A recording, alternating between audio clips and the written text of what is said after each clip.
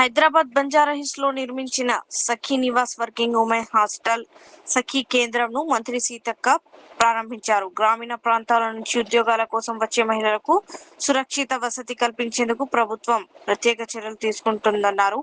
మహిళల ఆర్థిక స్వావలంబన కోసం వడ్డీ లేని రుణాలు, ఉపాధి అవకాశాలు కల్పిస్తున్నామని తెలిపారు. మహిళా సంఘాల ఆధ్వర్యంలో సోలార్ ప్లాంట్లు, ఆర్టీసీ బస్సుల పంపిణీ కార్యక్రమాలు త్వరలో ప్రారంభిస్తున్నామని వెల్లడించారు. ముఖ్యమంత్రి గారు ఇంకా మిల్లులు గాని, పెట్రోల్ బంకులు గాని, మరి ప్రతిదీ కూడా మహిళల భాగస్వామ్యం ఉండాలి.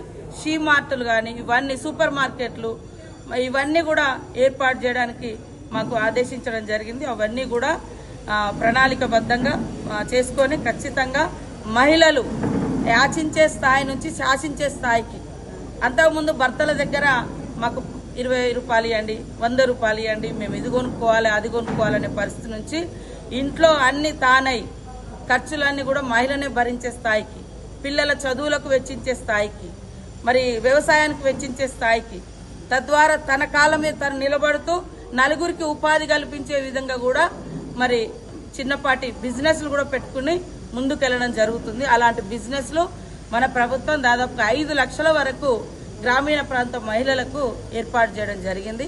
కాబట్టి మహిళలు ఎప్పుడైతే ఉపాధి పనుల అంటే డబ్బును సృష్టించడంలో అంటే వివిధ రకాల పనులలో బిజినెస్లో స్వేచ్ఛగా పాల్గొంటారో రాష్ట్ర ఆదాయం కూడా పెరుగుతుంది.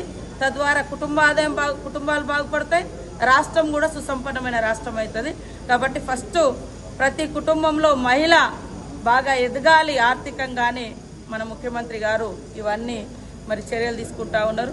అదే కాకుండా 30 తారీఖు నాడు మండల స్థాయిలలో కూడా మహిళలందరూ ఎక్కడికక్కడ మహిళా ప్రగతే తెలంగాణ ఉన్నతి మరి ఈరోజు కార్యక్రమంలో ర్యాలీలుగా తీసుకొని వాళ్ళు సాధించినటువంటి అవన్నిటి కూడా చేయడం జరుగుతుంది. ఆ రోజు అమ్మకు అక్షరమాల కార్యక్రమం ద్వారా ఎగ్జామ్స్ రాసి మరి 12 లక్షల మంది నిరక్షరాస్యులుగా మా మహిళా సంఘాలలో మేము గుర్తించడం జరిగింది. 67 లక్షల మందిలో వాళ్లకు మొదటి దశలో 6 లక్షల మందికి అమ్మకు అక్షరమాల ద్వారా వాళ్ళకు చదువు నేర్పించి ఎగ్జామ్ రాయించడం జరిగింది. ఆ ఎగ్జామ్లో పాస్ అయితే, లిటరసీ ఎగ్జామ్లో పాస్ అయితే వాళ్ళకి 10th ఎగ్జామ్ కూడా పెడతాం. అందులో 60 ఏళ్ళోళ్ళు ఉన్నారు, 65 ఏళ్ళోళ్ళు ఉన్నారు, 20 ఏళ్ళోళ్ళు ఉన్నారు. అమ్మకు అక్షరమాల కార్యక్రమం దీన్ని ఈ ప్రగతిని చూసి కొన్ని పార్టీలు మహిళల యొక్క ఎదుగుదలను ఓర్వలేక మహిళా మంత్రులుగా, మహిళా ఉన్నత స్థానంలో ఉన్నటువంటి మా చైర్పర్సన్స్ కావచ్చు, డైరెక్టర్స్ కావచ్చు, వాళ్ళ మీద విమర్శలు. ఈవెన్ మహిళలు ఉచితంగా బస్ ఎక్కి వాడుకుంటే కూడా రకరకాల తప్పుడు ప్రచారాలు, తప్పుడు వీడియోలు సృష్టించడం, యూట్యూబ్లలో పెట్టి మహిళలను అవమానించి మహిళల ఐక్యతను దెబ్బతీసే విధంగా కూడా మాట్లాడుతున్నటువంటి దుర్మార్గులకు మహిళలు ఖచ్చితంగా బుద్ధి చెప్తారు. ఈరోజు ఫ్రీ బస్సే కాదు, ప్రతి మండల సమైక్యకు ఒక్కొక్క బస్సు మేము అందించడం జరుగుతూ ఉంది. అవన్నీ జూన్ 5వ తారీఖు నాడు పెరేడ్ గ్రౌండ్లో పెద్ద ఎత్తున ముఖ్యమంత్రి గారి ఆధ్వర్యంలో మరి మహిళా సమావేశాన్ని ఏర్పాటు చేసి ఆ బస్సులన్నీ కూడా మండల సమైక్యలకు హ్యాండ్ ఓవర్ చేయడం జరుగుతుంది. ఒక్కొక్క బస్సు ద్వారా మహిళా సమైక్యకు, మండల సమైక్యకు 70,000 రూపాయలు ప్రతి నెల రెంట్ కూడా ప్రభుత్వం వాళ్లకు పే చేస్తుంది మహిళా సంఘానికి. ఆ బస్సును ప్రభుత్వం నడిపించి వచ్చే ఆ డబ్బును మహిళలకు ఇచ్చి ఉచితంగా బస్సును మళ్ళీ మహిళలకు నడిపించడం జరుగుతూ ఉంది. సో ఇలా మహిళలు ముందుకు పోతుంటే పాపం కొన్ని కుటుంబాలకే అలవాటు కదా, వాళ్ళే బాగుండాలి, వాళ్ళ కుటుంబాలే బాగుండాలి, వాళ్ళ ఇంట్లో ఆడవాళ్ళే బాగుండాలి, రాష్ట్రంలో ఉన్న మహిళలు బయటికి రావద్దు, స్వేచ్ఛగా స్వతంత్రంగా ఎదగొద్దు, లేదా ఆర్థికంగా నిలబడొద్దు అనేటువంటి కుట్రలు చేసినటువంటి వాళ్ళ కుట్రలను అందరూ కూడా మహిళలు అర్థం చేసుకున్నారు. కానీ మా ప్రభుత్వం మహిళా ఓరియంటెడ్ ప్రభుత్వం, మహిళలకు ప్రాధాన్యత ఇచ్చే ప్రభుత్వం. ఇవాళ మహిళలను కోటీశ్వరులను చేయాలని ఒక ఛాలెంజ్గా మరి తీసుకొని గతంలో 5 లక్షల వరకే వడ్డీ లేని రుణాలు ఇచ్చేది. ఈరోజు 10 లక్షల వరకు వడ్డీ లేని రుణాలు, అదేవిధంగా బ్యాంకు లింకేజ్ ఒక్కొక్క గ్రూప్ 20 లక్షల వరకు కూడా మనం బ్యాంకు లింకేజ్ ఇప్పించి దాంట్లో 10 లక్షల వరకు వడ్డీ లేకుండా మనం ఇప్పించడం జరుగుతూ ఉంది. సో ఈ రోజు వరకు 5 లక్షల చిన్న పెద్ద మరి బిజినెస్ ఏర్పాటు చేసుకోవడం జరిగింది. మహిళా వారోత్సవ కార్యక్రమాలను గౌరవ ముఖ్యమంత్రి గారి ఆదేశానుసారం 99 రోజుల ప్రజాపాలన ప్రగతి ప్రణాళికలో భాగంగా మహిళా వారోత్సవ కార్యక్రమాలను నిర్వహిస్తూ ఉన్నాం.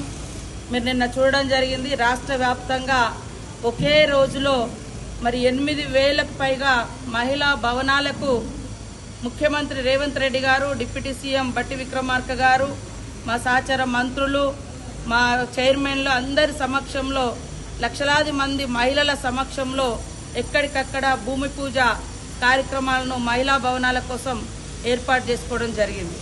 మరి ఈరోజు మరి గౌరవ ముఖ్యమంత్రి గారి ఆదేశాలనుసారం రాష్ట్ర వ్యాప్తంగా దాదాపుగా 45 వర్కింగ్ ఉమెన్స్ హాస్టల్స్ను మరి మనము శాంక్షన్ చేసుకొని అవన్నీ కూడా వివిధ దశలో ఉండడం జరిగింది.